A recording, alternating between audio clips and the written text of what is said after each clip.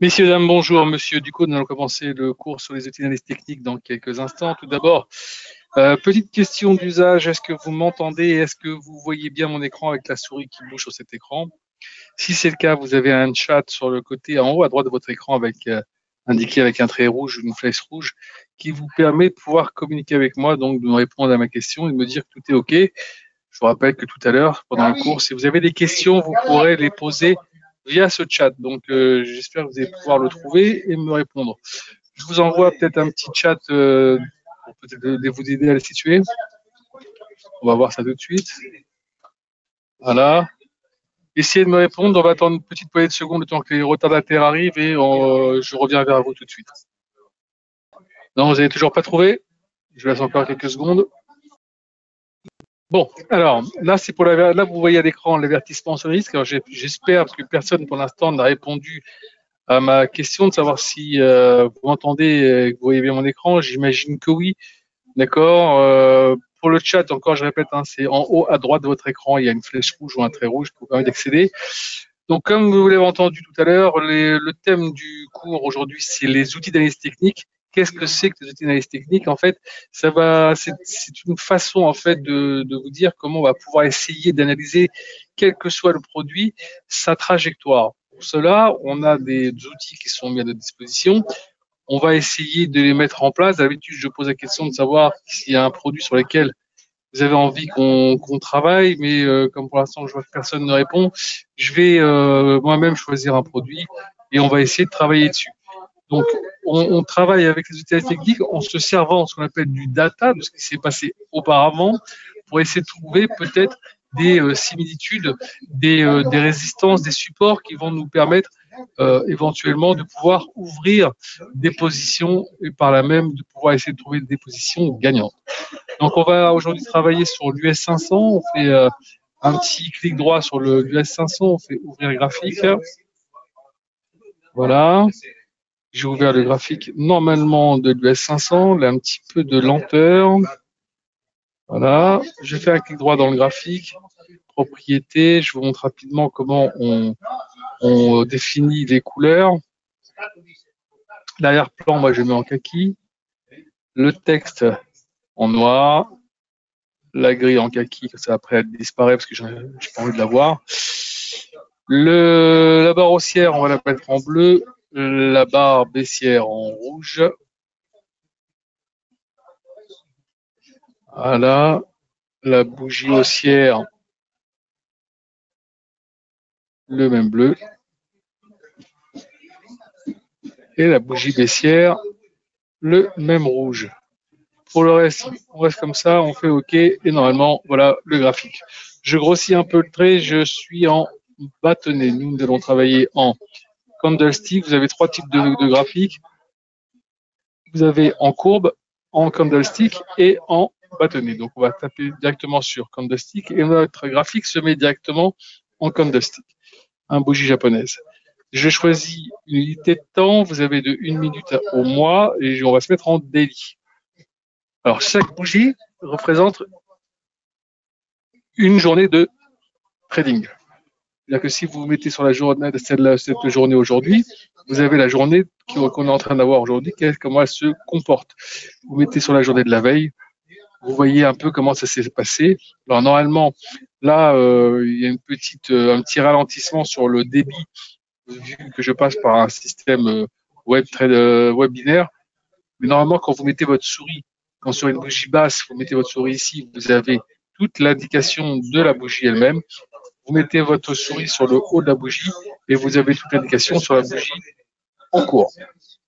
OK. Une fois que vous avez fait ça, la première des choses qu'on fait quand on fait une étude d'analyse technique, c'est d'abord de mettre en place, j'écarte le graphique du bord droit, OK, je réduis un peu comme ça, voilà. La première chose qu'on fait, c'est d'abord de dessiner les couloirs, d'accord. Ensuite, vous mettez en place les résistances et les supports, et après ça, on va pouvoir mettre en insertion les différents produits qui vont nous aider un petit peu à améliorer notre compréhension du produit.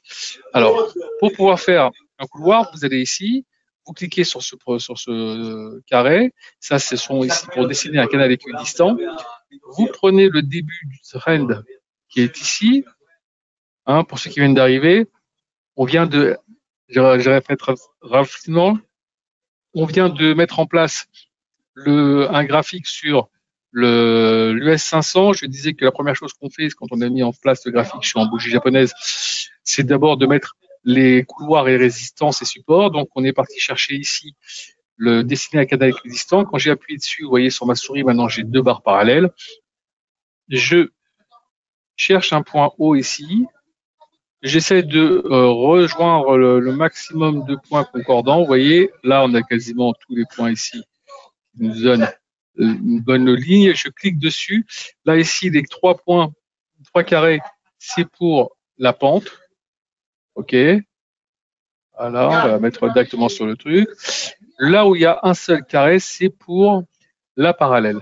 Donc, on va la mettre ici. On va essayer de chercher quelque chose de plus le plus ric-rac possible. Vous voyez, on pourrait prendre ici, hein, chercher un peu plus large, mais on va garder ici le dernier point. Cela, on pourra le mettre, on pourra l'écarter par la suite, c'est pas grave. Je clique dessus après pour pouvoir faire en sorte que le couloir ne bouge plus, d'accord. Et là, maintenant, je vais chercher ici avec les barres horizontales, les supports. Voilà, vous avez un support ici, évidemment. Si j'avais pris en compte ce point-là, j'aurais pu mettre ici aussi un petit support ici. Voilà, vous avez ici forcément ici un très gros support, hein, vous voyez, très gros support. Voilà. Vous avez évidemment ici en termes de résistance le point haut. Vous avez ici aussi, si vous voulez, on va pas tous les mettre, je vais vous expliquer après pourquoi. Évidemment ici, le côté ici qui vient de se passer, où on voit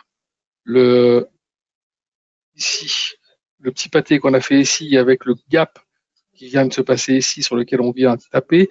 Donc voilà, on ne va pas en rajouter plus. Et je vous explique pourquoi. Parce que tout à l'heure, on va utiliser un produit qui s'appelle Fibonacci. Et vous allez voir que une bonne partie des droites que j'ai mises là en place va être absorbée par Fibonacci et qui va nous donner en plus d'autres lignes de support et de résistance. D'accord? Donc voilà, là pour l'instant, déjà, on voit qu'on est dans un trend haussier dans lequel, à chaque fois, vous voyez qu'on vient taper sur ce niveau-là, on a un rebond. Pour l'instant, on n'est pas encore revenu complètement taper sur ce niveau-là. Donc, on peut peut-être imaginer qu'elle aujourd'hui ou demain, peut-être ce soir, hein, on ne sait jamais. Même si pour l'instant, on a un petit marché qui rebondit. Je rappelle qu'il y a les élections américaines. Ça peut faire quand même pas mal bouger les marchés. Maintenant qu'on a mis ça en place, je vais ici dans Insertion. Et on va commencer à aller chercher les différents éléments d'analyse d'un produit comme l'US 500. Alors, indicateur trend, je clique ici et je vais trouver ce qu'on appelle les Bollinger Bands. Voilà, je clique sur les Bollinger Bands, c'est les bandes de Bollinger. Je ne touche pas ici la programmation. OK, vous pouvez changer la couleur si vous voulez ou la grosseur du trait. Quand vous avez fait ça, vous faites OK et les bandes de Bollinger vont venir se mettre directement sur votre graphique. Alors, qu'est-ce que c'est que les bandes de Bollinger? On explique. Vous avez ici une moyenne mobile de 20 jours sur laquelle on va calculer des écarts types, OK, qui vont nous donner les points qui sont ici sur la droite du haut, la droite du bas. Et donc, ces deux bandes qui viennent un petit peu encadrer cette moyenne mobile. Et on se dit que normalement, quand on vient taper le haut de la bande de Bollinger, on a des retours dans le sens inverse. Et si on vient taper le bas, on a des retours dans le sens inverse. Hein, ça se vérifie, on va dire, aller à 70-75% des fois. Donc, ça vaut vraiment le coup et c'est un intérêt vraiment important de l'avoir sur votre graphique. Quand vous avez mis ça en place, donc comme vous voyez ici, on est venu taper ici le bas de la bande de Bollinger, on a rebondi. Mais ça n'empêche pas qu'une fois qu'on l'a tapé, qu'on rebondisse, qu'on puisse avoir encore une petite poussée inverse. Donc il faut faire attention. Hein, ici, on est venu taper ici et on est rebondi immédiatement. En plus, c'était le trend ici qu'on a mis en place. Donc voilà, on continue à regarder. On va dans Insertion, Indicateur, Oscillateur. Voilà. Et là, je vais sur Relative Strike Index, ici. Je clique dessus, c'est les RSI. Je clique sur RSI. Ici, on ne touche pas à la programmation. Si vous voulez encore une fois changer la couleur du trait ou la grosseur du trait, vous faites OK. et vous allez avoir les RSI qui vont venir se mettre sur votre graphique. Alors évidemment, comme on avoir plusieurs autres instruments qu'on va utiliser, on réduit un petit peu le champ en descendant un petit peu, voilà, et on a ici notre RSI qui est en place. Qu'est-ce que c'est que le RSI? C'est en fait un rapport entre les moyennes des hausses et les moyennes des baisses des 14 derniers jours, ce qui va vous donner ce petit graphique qui va osciller entre 0 et 100, d'accord? Et comment ça se lit? Quand on est proche des 70 ou au-dessus, marché en surachat. Quand on est proche des 30 ou en dessous, marché en survente. Alors, après, il faut opérer un peu différemment. Regardez ici avec cette petite ligne là, cette barre horizontale, de regarder un peu ce qu'on a fait en termes de plus haut ces derniers temps. Et vous voyez qu'on est plutôt arrivé vraiment limite sur les 69, presque 70. Et sur les baisses, on est quand même, voilà, on va dire qu'on est plutôt dans cette zone-là. On a du mal à aller chercher plus bas que les 35. La dernière fois qu'on a vu en dessous de 30, c'était ici, et c'était au mois d'août. Depuis le mois d'août, on voyait, et puis c'est rare quand même qu'on le voit, parce qu'on est quand même dans un marché quand même qui quand même avec une poussée haussière assez importante. Donc quand on vient flirter déjà avec, j'ai envie de vous dire, les 35, 37, on est déjà sur un point bas, un peu sur les RSI, donc bien surveiller. D'accord?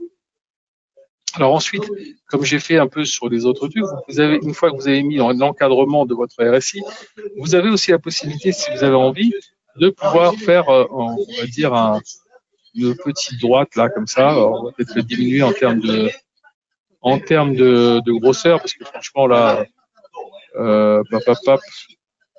voilà, on fait ça, propriété. Si je fais ça, j'espère qu'il va me donner. Non, c'est pas ça du tout. Bon, c'est pas grave, on va la laisser comme ça pour l'instant. Normalement, il doit me donner un truc. Non, non, non. Ok, c'est pas grave, on va laisser comme ça pour l'instant. Donc voilà, donc là, vous allez pouvoir vous dire que si on passe au-dessus de cette ligne, le marché pourrait accélérer, donc ça pourrait être un bon signe de reprise du marché pour aller chercher peut-être au-dessus des 70, voire au minimum 70. D'accord? Ça, c'est intéressant. Maintenant, quand vous avez mis ça en place, vous allez retourner dans insertion et on va aller chercher d'autres éléments parce qu'évidemment, tout ce qu'on a mis en place, c'est intéressant, mais ça suffit pas pour prendre des décisions. On retourne dans oscillateur. Voilà, et vous allez sur MACD. MACD, voilà, on touche à rien ici, on fait juste OK. Et vous allez avoir les MACD qui vont se mettre sur votre graphique, comme vous voyez ici. Qu'est-ce que c'est que les MACD? C'est en fait deux moyennes mobiles exponentielles de 12 et 26 jours qui vont vous donner une lecture un petit peu plus intéressante que les moyennes mobiles classiques. Dans le sens où vous avez un signal ici qui vous dit si vous êtes au-dessus du signal marché haussier, dès que vous passez en dessous, marché baissier.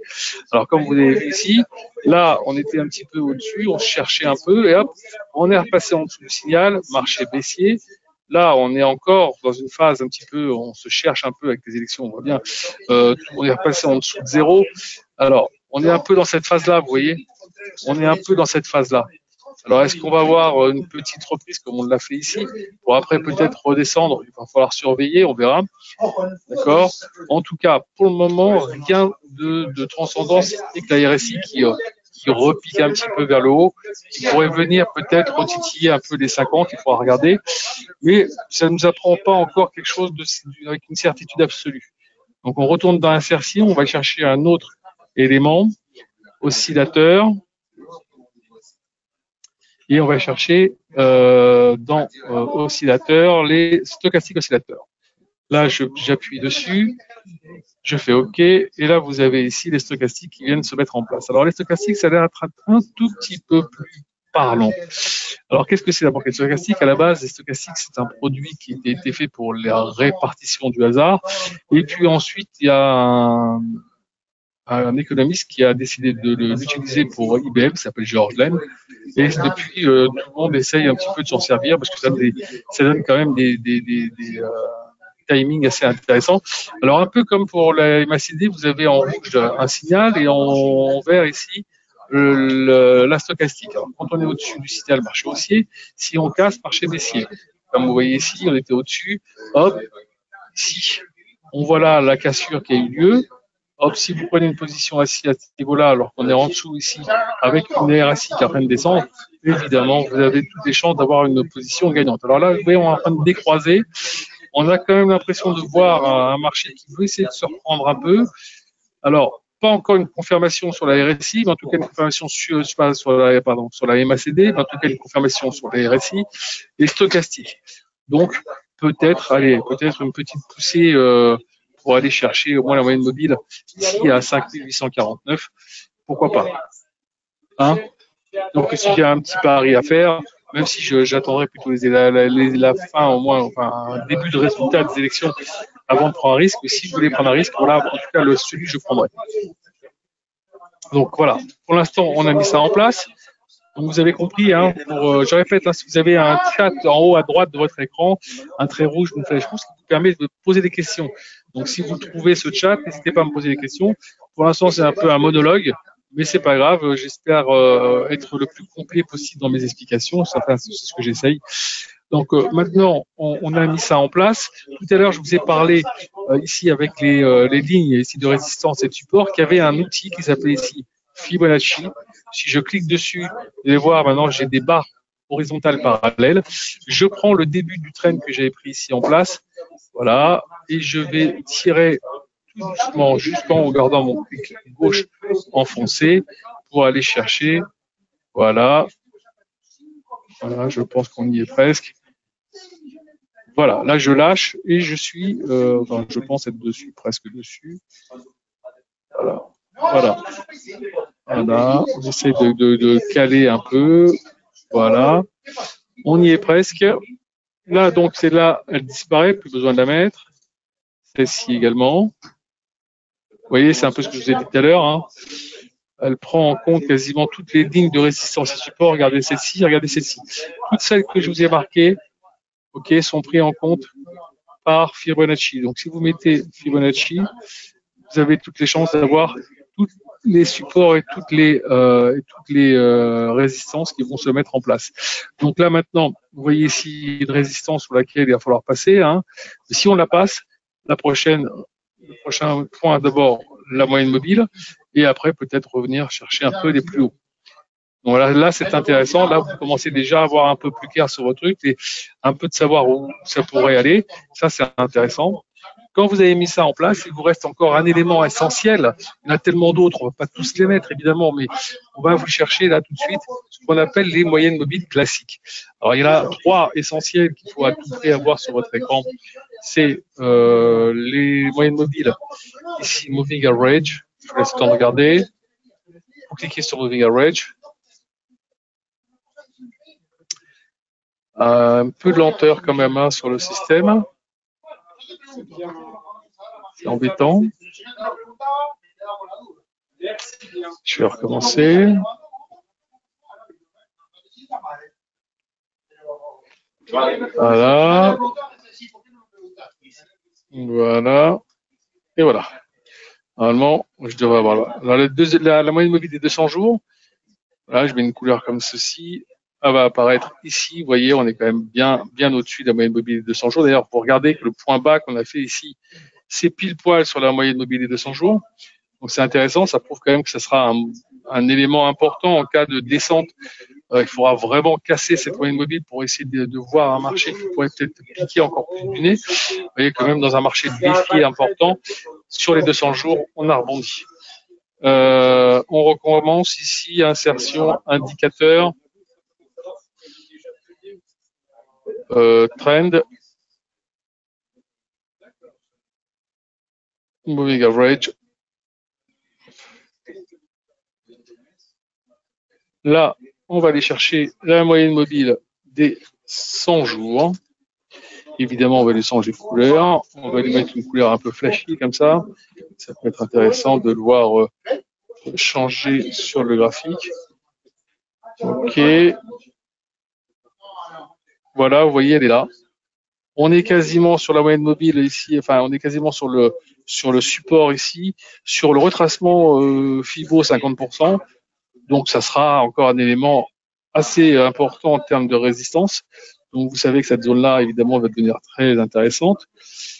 On retourne encore sur indicateur. Trend, moving average. C'est vraiment très très lent en passant par le webinaire comme ça là. Ça me ralentit tout mon système, c'est un truc assez hallucinant. J'en parle là, l'informatique. Là, je vais mettre un petit jaune écarlate. Voilà. Voilà. Et donc, vous voyez là au-dessus, là, regardez un peu ça. Ça, c'est quand même assez intéressant.